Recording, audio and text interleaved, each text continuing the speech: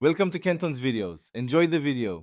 You start by preparing the device and taking the first deliberate shots. Clean the lens and remove any case that interferes. Open camera, enable grid and set aspect ratio to 4, 3 or 16:9 for composition. This gives you more pixels for editing.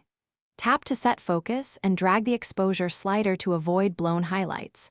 Once done, lock AE/AF for consistent frames. Use live photos for motion reference and portrait for subject separation when lighting allows.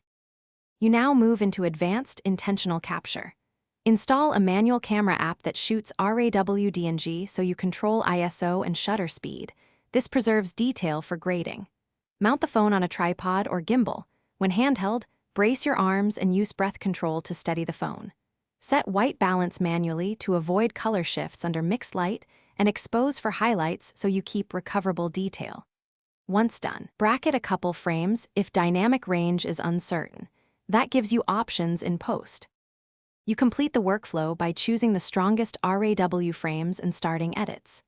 Import into a mobile or desktop editor, crop using the grid composition, correct perspective, and use local clarity and highlight recovery. These preserve texture without overprocessing. Export at the highest quality and keep original DNG files for archives while producing JPEG or HEIC for clients. If you see noise or blur, make sure shutter speed was sufficient, ISO wasn't too high, the lens is clean, and there is enough.